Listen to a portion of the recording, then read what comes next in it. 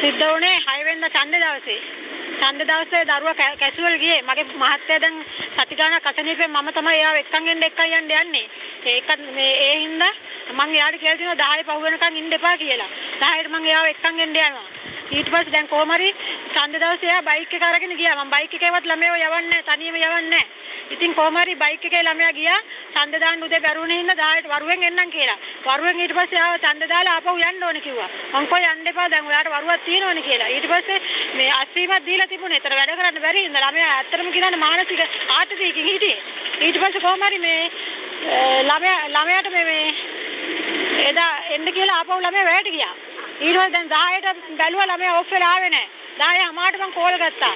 මේ මොනවද කරන්න වෙන්නේ නැද්ද කියලා. ඊට පස්සේ ලෑන්ඩ් නම්බර් පුතාගේ ෆෝන් එක ඕෆ් කරලා තිබුණේ. ලෑන්ඩ් නම්බරෙන් කතා කරලා කිව්වා කෝල් රිතික් ඕෆ් වෙන්නේ නැද්ද කියලා අහනකොට ඒගොල්ලෝ ලෑන්ඩ් නම්බරේ තිබ්බා. ඊට පස්සේ ගන්නවා කෝල් ලෑන්ඩ් නම්බර් ඔක්කොම ඕෆ් කියන්නේ රිසීවර් අයින් කරලා තිබුණේ. ඊට පස්සේ ඒ වෙනකොටත් ඒ මොන හරි දෙයක් අතන සිද්ධ වෙලා තිබුණා. අපිට බය හිතුණා. ඊට පස්සේ දැන් කතා කරන්න විදියක් නැතුව ඊට පස්සේ කොහොම හරි මේ මොබයිල් නම්බර් එකකින් කතා කරා. මොබයිල් නම්බර් එකකින් කතා කරලා මගේ පුතායි කතා කරේ. කතා කරලා කිව්වා අම්මයි තාත්තයි චූටි අක්කයි එන්න කියලා. මොකද මං කිව්වා ඇයි චූටි අක්කට එන්න කියන්නේ? චූටි අක්ක ළමයි දෙන්න වඩාගෙන ඔහෙ එන්න පුළුවන්. දැන් චූටි අක්ක ළමයි නිදිනේ කියලා. ඊට පස්සේ නෑ අම්මේ චූටි අක්කවත් එක්ක කරගෙන එන්න කියලා කිව්වා. ඊට පස්සේ පුතා කතා කරේ බයෙන් වගේ. ඊට පස්සේ මම ඉක්මනට ගියා. ගිහිල්ලා බලනකොට එතන මේ කවුද මේ හයසිකා මැඩම්ගේ මේ කාර්යාලයට අරන් ගියේ. මේ මොච්ච කිස්සලා තියෙන්නේ.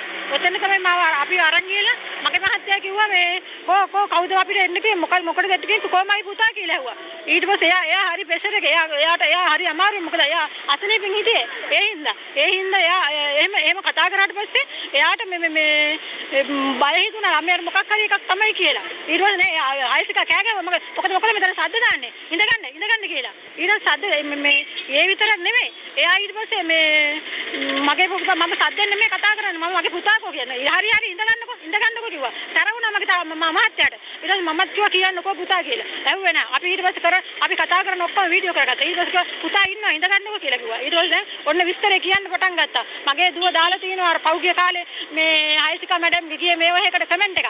අන්න ඒකට පලිය ගන්න මගේ පුතාගේ සම්පූර්ණයෙන්ම ගහලා කරලා මූණට කම්බුල් පාර ගහලා ඔළුවට ගහලා කවුද කියන මේ හයසිකා මැඩමුයි ඉස්කෝලේ මහා ලොකු ටීචර් අම්ම තමයි යෝග කරලා තිබුණේ. මගේ පුතාට මම මගේ අම්මගේ වේදනාවෙන් මේ කතා කරන්නේ. මගේ දුව පුතාට ඒ විතරක් නෙමෙයි. කවුද මේ මනේද කියන චානක විසුද්ධිත් කියන ඒකත් ගහලා තිබුණා මගේ පුතාට. ඒ විතරක් නෙමෙයි. අද එන්න කියලා ඉවරලා මගේ කෙල්ල කමෙන්ට් එක දාලා කියලා කමෙන්ට් එක දැම්මා කියලා ඒකේ පලියට ඒක උඹ මේක වරද පිළිගනින් කියලා පුතාලව බලන් ලියුමක් ලියාගෙන තිබුණා. ඒ විතරක් නෙමෙයි. මගේ දුව ගියාට දුවට තනියම යන්න බෑ. පොඩි ළමයි දෙන්නත් වඩාගෙන අපි ගියේ. ඒ ගිහලා ඔෆිස් එකට ගිහලා අපි තර්ජනාත්මකව මේ මහ කුහක විදියට කතා කරා. කර්මාලුකාර ගෑණියෙක් වගේ කතා කරේ. හරි ඒ කතා කරලා ඉවර කොහොම හරි අන්තිමේදී මේ මගේ මේ දුවගෙනුත් ඊට පස්සේ ලියුමක් ලියව ගත්තා. මොකද ඒ වගේ කමෙන්ට් ආයේ දාන්නේ නැහැ කියලා. මාධ්‍ය නිදහස තියෙනවා මේ ලංකාවේ. ඔය වුණා ඉතින් ජනාධිපතිතුමා කවුරු දානේවත් ඒකට මේ ඔය විදියට ලියුම් ලියන්න ඕනේ. මගේ දුව මේ වරද්දක් කිව්වේ නැහැ. ඒ මිනිස්සයා කරන අසාධාරණ කුහකකම් කරේ. මගේ පුතා මෙච්චර කාලයක් වැඩ කරනවා. දැන් මාස 6ක් වෙන්න යනවා වැඩ කරනවා. එපොයින්ට්මන්ට් ලෙටර් එකක් දීලා නැහැ. නමුත් ළමයාට විරුද්ධව හැම දෙයක්ම කරලා තියෙනවා. මට ඔතන වැඩ කරන්න බෑ. ඉන්න ඔක්කොම වට කරගෙන ළමයාට පයින්ෝයි මේ ළමයාගේ පුරුෂ ඉන්ද්‍රිය පිටතට ගහලා තියෙන්නේ. ඒ ගහලා ඉවරලා ළමයා අසනීප වෙලා. එදා හොස්පිටල් එකට අරන් ගියා. පුතා කියලා කිව්වේ නෑ පුතා කවුද කියලා. කොහෙද කියලා. ඊට පස්සේ අන්තිම මොහොතේ තමයි එයාගේ විස්තරය ඔක්කොම කියලා තමයි පුතා අපිට එයා රෙකෝඩ් කරගත්තා. මීඩියා වලට දායි. එයා අපේ වීඩියෝ කරගෙන රෙකෝඩ් කරගෙන ඔක්කොම ඒව කරගත්තා. දායි අපි අපේ දුවගේ අතේ තිබුණු ෆෝන් එකත් අවසල ඔයාලා මේව රෙකෝඩ් කරනවා ඇති කියලා දුවගේ අතේ තිබුණු ෆෝන් එකත් අරගෙන ඕෆ් කරා. ඊට පස්සේ කොහොම හරි මේ අපි කොහොම හරි මේ ඊට පුතා බලන්න ඕනේ කිව්වා. පුතා ඊට පස්සේ පොලිසිය ඉන්නේ කිව්වා. පොලිසියට ඊට පුතා මගේ මහත්තයාට පොලිසියෙන් කෝල් එකක් ආවා. මගේ ෆෝන් එකට තාම කෝල් එකක්. නමුත් මම ෆෝන් එක ඕෆ් කරා. මොකද මෙතන මම වැදගත් වැඩන්නේ. මම ඊට පස්සේ කිව්වා හරි මගේ දුව වැරද්දක් කරලා තියෙනවා නම් මම සමාව ගන්නවා කියලා. ඊට පස්සේ මේ හරි කමන්න පුතේ ලියපන් කියලා මම කිව්වා. ඊට පස්සේ මම පුතාගේ පලිය දුවගේ පලියට පුතාගේ වාඩුව ගත්තා කියලා කිව්වා. පුතාට ඒ පනිෂ්මන්ට් එක හම්බුනේ පුතාට කියලා කිව්වා. ඊට පස්සේ කොහොම හරි දැන් පොලිසියට ගියාට පස්සේ පොලිසියනොත් අපිට බැන්නා. මේ වගේ තැනක මොකද මේ ළමයි වැරට යවන්නේ කියලා. ඒත් කියන්නේ පොලිස් කාර්යයක් කියනවා මේ ළමයාට ගහලා තියෙන මේ අපි ගාව තියාගන්නත් බයයි. මේ ළමයාට මොන හරි ලඩක් වුණොත් මේ අමාරුවක් වුණොත් අපි ආයෙ වෙනවනේ කියන්නේ. මම පුතා කිව්වා මට බෑ අම්මේ මට හරි අමාරුයි කියලා මේ පැත්ත යට පැත්ත මෙහෙම අල්ලගෙන මට අමාරුයි අම්මේ ඉස්පිරිතාලේ යන්න ඕනේ කිව්වා. මගේ තාත්තා අපේ මෙයා ළමයාගේ තාත්තා හිතා පුතේ ඔයා ඇත්තට මේ වැරද්ද කරාද කියලා. මොකද්ද ළමයාට ගහලා ඉවරලා ලිංගික කරා කියලා. ඒ ඔෆිස් එකේවත් හිටපු නැති ගෑනු ළමයෙක්. එයාගේ ගෙදර වැඩ කරන කෙල්ලෙක්ව ගෙනල්ලා ඒ කෙල්ලට ඒක පුරුදු කරන්න කියලා. මෙයා ස්ටුඩියෝ එකේ වැඩ කරන විදිහ පුරුදු කරන්න කියලා. ඔය ස්ටුඩියෝ ඔය අධ්‍යාපන ආයතනයේ හැමතැනම CCTV කැමරා තියෙනවා. එකක්වත් මේ නැහැ කියලා කියන්න බෑ. ඒ කැමරා තියෙද්දි මගේ පුතා කෙල්ලට අත් කරා කියලා මේ ගිහිලා පොලිසිය එන්ට්‍රියක් දාලා අර කෙල්ල ලව්වා. නමුත් ඒ කෙල්ල ඒක දැම්මට පොලිසියට ඒකට මේ පිළිගන්න බැරි තත්ත්වයක් තිබුණලු. මොකද ඊට කලිනුත් ඔය කෙල්ල ඔය වගේම දේවල් කරලා තියෙනවලු. ඒ හින්දා අපිට ගියාට පස්සේ කිව්වා දැන් ළමයා අමාරුවෙන් ඉන්නේ කියලා. මට පොලිසිය ඉස්පිතාලේ යන්න ඕන අම්මේ කිව්වට පස්සේ මම පොලිසියෙන් අහනකොට පොලිසියෙන් ඔව් අපි ගාව හිටියොත් අපිත් වගේ කියන්නේ නැහැ මේ ළමයා අමාරුවෙන් ඉන්නා නම් ඔයාලා එක්කයි යන්න කියලා. අපි ඒ ගමන් ගිහලා පොලිසියෙන් ඇඩ්මිට් කරා. මේ සෝරි මේ හොස්පිටල් එකේ ඇඩ්මිට් කරා. මේකම හොස්පිටල් එකට ඇඩ්මිට් කරලා මෙතන ආවිල්ලා ළමයාට ඉන්ජෙක්ෂන් එකක් දීලා බලලා ડોක්ටර් කිව්වා ළමයාගේ මුසුම කොස් තල්මක් තියෙනවා කියලා. ඊට පස්සේ තලිලා තියෙන කියලා කිව්වා. ඊට පස්සේ පයින් ගහලා තියෙන හීල්ස් දාගත්තු ආයසික මැඩම් පයින් ගහලා 3-4 පයින් ගහලා කම්බුල්ලට ගහලා විශ්වජිත් කවුද මේ චානක විශ්වජිත් කියන මැනේජර් කාර්යයක් මේ හයිසික මැඩම්ත් ගහලා හයිසික මැඩම් කියන්න බෑ. හරියට ඉගෙනගත්තු මිනිස්සෙක්වත් නෙමෙයි. හරියට ඉගෙනගත්තු මිනිස්සෙක්වත් නෙමෙයි. මහ ලොකු ටීචර් අම්මා මගේ පුතාට අමානුෂික විදියට ගහලා ඉවරලා අන්තිමේදී ගිහිල්ලා පොලිසිය කැමිනිල්ලක් දැම්මේ ලිංගිකකම් කරා කියලා. හරි ඊට පස්සේ දැන් අදටත් මම කොල්ලා අපි බෞද්ධ ආගමිකව මම බුදුන් වහන්සේ ආදහනවා. මගේ බුදුන් වහන්සේ මට පිහිට තියෙනවා. හරි ඒ වගේම දෙවියන් වහන්සේ පත්තිනි මෑණියන්ගේ පිහිට දෙනවා. මගේ දරුවට අසාධාරණයක් උනේ නෑ. අදටත් මගේ දරුවා නිර්දෝෂයි.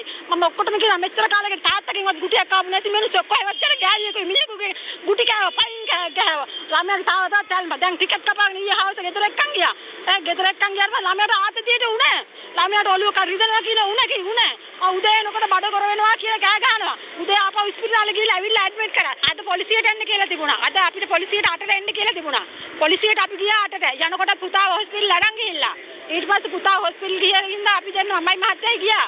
අම්මයි මහත්තයයි ලොකු දුවයි ගියා. ඒ යනකොටත් එයාලා 8ට ආවේ නැහැ. ඊට පස්සේ 10 වෙනකන් අපිට ඉන්නකෝ 10ට එයා එන්නම් කිව්වා කියලා. ඊට පස්සේ 10 වෙනකොටත් බැලුවා. 10:00 වෙනකොටත් බැලුවා. නැති හින්දා අපිට යන්න කිව්වා. එයාලට ඇක්ෂන් එකක් ගන්නම් කියලා. ඊට පස්සේ අපි ගෙදර ගියා. ඊට පස්සේ දන්නේ අපිට උසාවියට එන්න කිව්වා. අපි දැන් උසාවියට ගියා. දෙවියන් වහන්සේ කියන්නේ අපේ දෙයියෝ අපේ ගෞතම බුදුහන්සේගේ බුදු ගුණ සත්‍යයි. ඒ සත්‍ය අනුභවය බලයෙන් මගේ දරුවා නිදොස්කට නිදහස් වුණා. මගේ දරුවා තාම හොස්පිටල් එකේ. මගේ දරුවා ලිංගික කරලා නැහැ කියලා පිළිගත්තා ඒගොල්ලෝ. හරි එතකොට මගේ දරුවා මේ දැනුත් මේ වෙනකොටත් ඉස්පිරිතාලේ. මගේ දරුවා මේ වෙනකොටත් ඉස්පිරිතාලේ. මම කියන්නේ මේ වගේ මේ අහිංසක පිරිමි දරුවන්ට මමත් ගෑණියෙක් මටත් දුවලා ඉන්නවා. මගේ දුවලට කරන්න මෙහෙම කරනකොට මට ඒකට දුකයි. නමුත් මම අම්මා කෙනෙක් විදියට මට දුවලා ඉන්න අම්මා කෙනෙක් හැටියට මම කියනවා අතවර කරනවා කිව්වට ඕ හරියට හොයලා බලන්න.